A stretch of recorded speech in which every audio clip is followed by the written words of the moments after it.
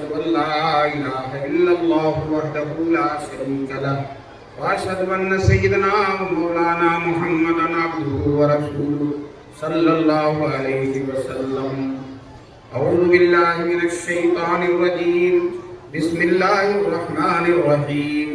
لا تحرك به لسانك لتعجل به إن علينا جمعه وقرآنه فإذا قرأناه فاتبع قرآنه ثم إن علينا بيانه. صدق الله العلي العظيم. وقال النبي صلى الله عليه وسلم خيركم من تعلم القرآن وعلمه أو كما قال النبي صلی اللہ علیہ وسلم. وہ قرآن جو غذا بھی ہے، دوا بھی ہے، شفا بھی ہے. وہ قرآن جو غذا بھی ہے، دوا بھی ہے، شفا بھی ہے. اسی سے ہوتی ہے سب طے منازل ہائے روحانی. حضرت صدر جلسہ معزز اور محترم علماء کرام، محترم بزرگوں اور دوستوں، نوجوانان ملت، عزیز طلبہ، اللہ کا لاکھ لاکھ کرم ہے، احسان ہے کہ اللہ تعالیٰ نے ہم سب کو جامعہ شمس الہدیٰ کے اس اجلاس سالانہ میں، اجلاس دستار بندی میں شریک ہونے کا موقع نصیب فرمایا. ماشاءاللہ بہت سے علماء کا خطاب ہوا ہے اور بھی ہوتا رہے گا. مجھے آپ حضرات کا یہ مجمع دیکھ کر، آپ حضرات کی تعداد دیکھ کر طبیعت بہت خوش ہو رہی ہے. جمنا نگر سے یہاں تک نماز پڑھنے کے لیے مسجد تلاش کرتے رہے، نہیں ملی، کہیں بھی مسجد نظر نہیں، لیکن ماشاءاللہ پھر بھی اتنے مسلمان یہاں موجود ہیں. طبیعت دیکھ کر بہت خوش ہو گئی. اللہ تعالیٰ ان مسلمانوں کی شان کو اور رونق کو باقی رکھے. اور حضرات جو ہے کم تعداد میں، لیکن اس کے باوجود جلسے میں زیادہ سے زیادہ تعداد میں آئے ہیں کہ آپ حضرات کے دین سے محبت اور دین سے تعلق کی دلیل ہے. ابھی مدرسے کا جلسہ دستار بندی کا پروگرام ہوگا. 26 بچوں کی پگڑی باندھی جائے گی. کتنے بچوں کی؟ 26 بچوں کی. اور یہ 4 مہینہ 4 سال 2.5 مہینے میں مدرسے کی برکت سے، مدرسے کی خدمات کے اثر سے یہ بچے حافظ ہوئے ہیں. اور جو ہے اللہ تبارک تعالیٰ نے ان کے سینے کو قرآن کی دولت سے منور کر دیا. بہت بڑی بات ہے. میں کہتا ہوں اگر پورے علاقے کی دولت خرچ کر دی جائے اور ایک بچہ بھی قرآن کا حافظ ہو جائے تو سودا بہت نفع کا سودا ہے. قرآن کی دولت بہت بڑی دولت ہے. سب سے پہلے حافظ اس پوری امت میں، اسلام کے اندر سب سے پہلے حافظ جناب رسول پاک صلی اللہ علیہ وسلم. حضور صلی اللہ علیہ وسلم سب سے پہلے حافظ ہیں. اب علماء نے لکھا ہے قیامت تک جو حافظ ہوتا رہے گا اس کا سینہ جڑتا رہے گا جناب رسول پاک صلی اللہ علیہ وسلم. بتاؤ یہ ہمارا بچہ گاؤں کا رہنے والا، دیہات کا رہنے والا، اور حافظ ہو جانے کی وجہ سے اس کا سینہ جڑ گیا سرور کونین صلی اللہ علیہ وسلم سے. اس سے بڑھ کر کوئی سعادت نہیں ہو سکتی. اور سب سے پہلے حافظ حضور صلی اللہ علیہ وسلم ہے. چنانچہ جب نبی پاک صلی اللہ علیہ وسلم غار حرا میں عبادت کرتے تھے اور تنہا بیٹھے عبادت کرتے تھے، اللہ کی طرف دھیان اللہ لگائے بیٹھے تھے، کئی مہینوں سے عبادت کر رہے تھے. ایک دن تنہا بیٹھے تھے چٹان پر، پیچھے سے چٹان ہلنے لگی. چٹان کہیں ہلنے لگی. حضور صلی اللہ علیہ وسلم نے پیچھے مڑ کر دیکھا تو پیچھے کوئی نظر نہیں آیا. پھر سامنے کیا تو جبریل امین سامنے کھڑے ہوئے اور حضور صلی اللہ علیہ وسلم سے کہنے پڑھیے. حضور نے کہا میں پڑھا ہوا نہیں ہوں. حضور نے کسی مکتب میں، کسی مدرسے میں داخلہ دی. یہ اللہ کی حکمت ہے. دنیا میں کسی سے نہیں پڑھا رسول پاک. کوئی بھی استاد نہیں ہے دنیا میں حضور صلی اللہ علیہ وسلم کا، اور ساری دنیا کے استاد ہیں جناب رسول پاک صلی اللہ علیہ وسلم. دنیا میں کوئی حضور کا استاد نہیں اور ساری دنیا کے استاد ہیں جناب رسول پاک صلی اللہ علیہ وسلم. بڑے بڑے لوگ، امام ابو حنیفہ سے پوچھو، امام شافعی سے پوچھو، امام بخاری جن کو لاکھوں حدیثیں یاد ان کو پوچھو، اتنا علم کہاں سے آیا آپ کے پاس؟ دیں گے یہ سب فیض اور صدقہ ہے جناب رسول پاک صلی اللہ علیہ وسلم. اور حضور نے بظاہر دنیا میں کسی سے کچھ نہیں پڑھا. چنانچہ جبریل سے حضور نے کہا ماں نبی قاری میں پڑھا ہوا نہیں ہوں. جبریل نے کہا پڑھیے. حضور نے پھر یہی کہا. پھر جبریل نے کہا پڑھیے. حضور نے پھر یہی کہا میں پڑھا ہوا نہیں. پھر سینے سے دبوچ لیا جبریل نے حضور صلی اللہ علیہ وسلم بہت زور سے دبایا. دوستو اس کے بعد کہتے ہیں اقرأ باسم ربک الذی خلق خلق الانسان من علق. پھر قرآن کی یہ پہلی آیتیں ہیں جو رسول پاک صلی اللہ علیہ وسلم کو دی. پھر 23 سال تک مسلسل قرآن حضور صلی اللہ علیہ وسلم پر اترتا رہا. 23 سال تک. لیکن میں آپ کو بتا دوں قرآن کے بارے میں اللہ نے خود قرآن میں فرمایا اس قرآن کو اگر ہم پہاڑ پر نازل کر دیتے تو لرأیتہ خاشعا متصدعا تو آپ دیکھتے کہ پہاڑ ڈر گیا, ٹکڑے ٹکڑے ہو گیا, جھک گیا پہاڑ اور ریزے ریزے ہو گیا. دوستو پہاڑ پر جب قرآن نازل کیا جائے اور پہاڑ کی یہ کیفیت ہے جیسا کہ اللہ نے قرآن میں بیان کیا تو حضور صلی اللہ علیہ وسلم پر بھی جب قرآن اترتا تھا حضور پر بوجھ بہت پڑتا تھا. اتنا بوجھ ہوتا تھا سخت سردی کے زمانے میں جب قرآن کی آیتیں اترتی تھی حضور پسینے پسینے ہو جاتے تھے اور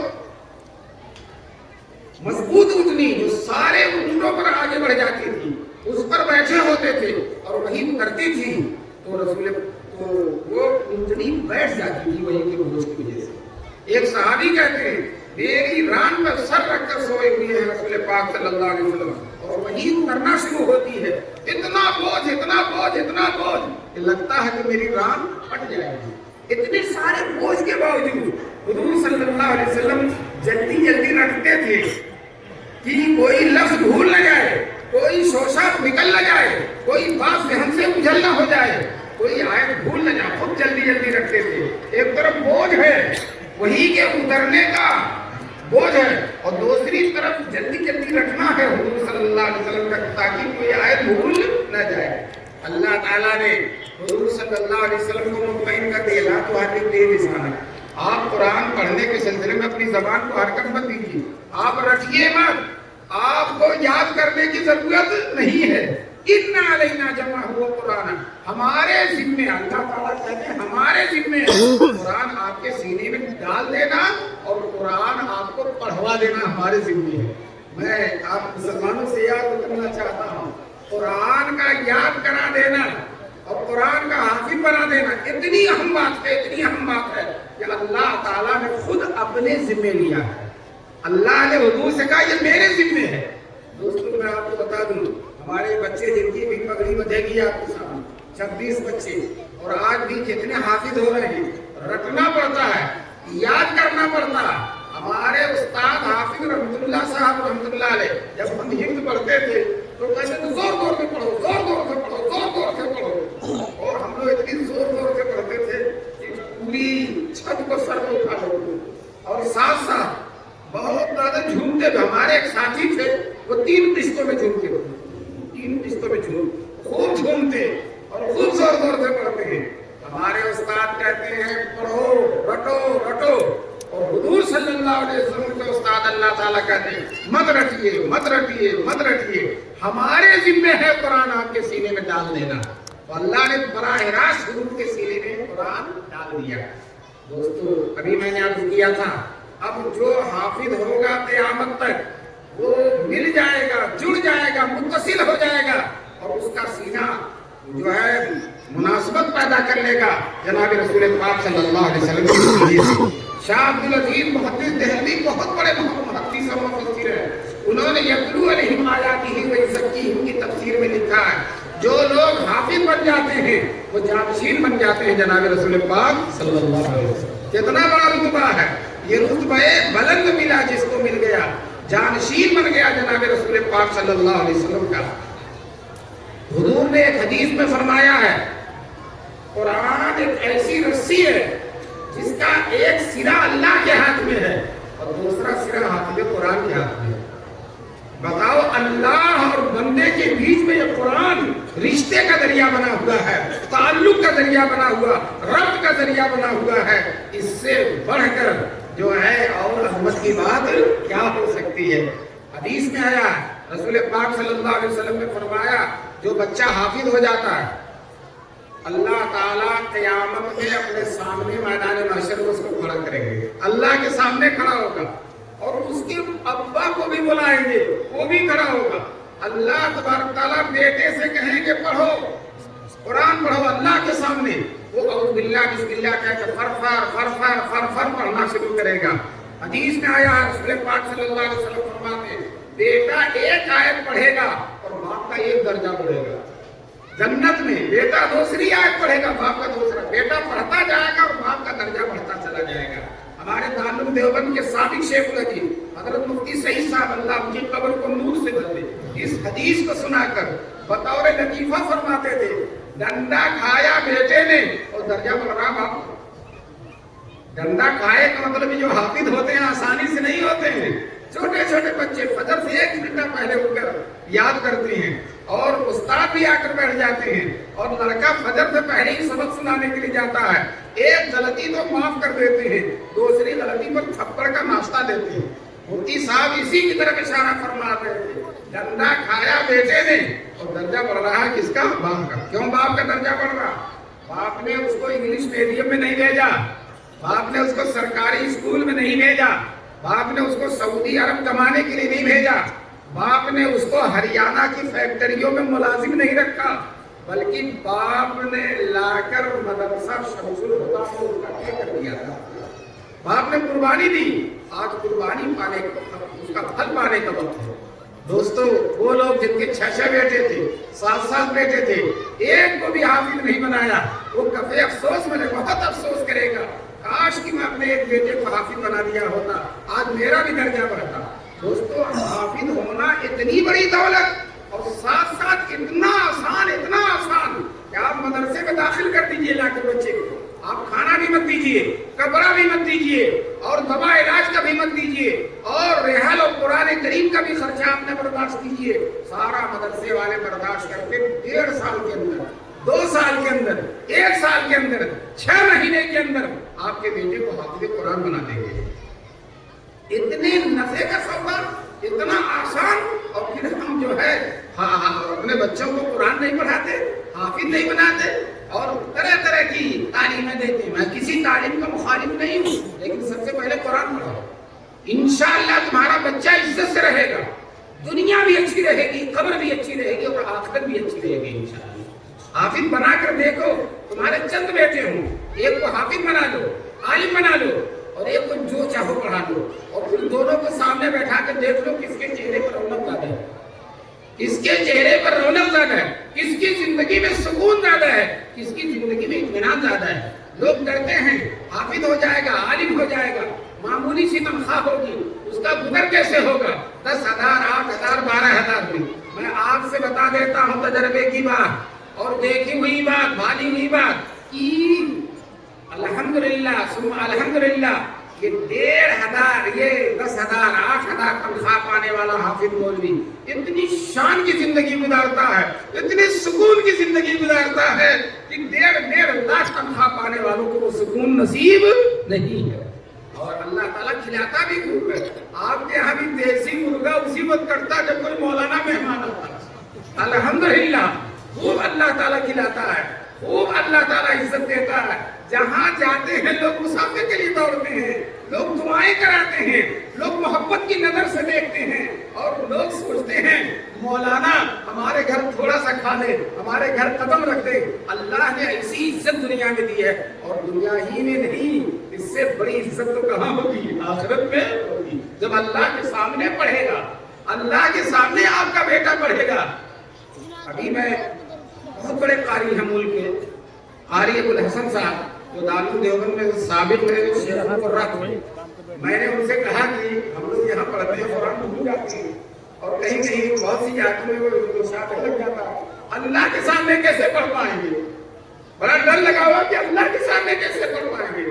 تو قاری صاحب نے کہا اللہ کی تجلی ایسی ہوگی کہ بھولیں گے ہی نہیں انشاءاللہ، اللہ کی ایسی، لیکن یہ ہے کہ یاد رہے، اگر بالکل بھول جاؤ گے تو نہیں پڑھ پاؤ گے، لیکن پڑھتے رہو، تلاوت کرتے رہو، دنیا میں بھولتے ہو انشاءاللہ اللہ کیا نہیں بھولو گے۔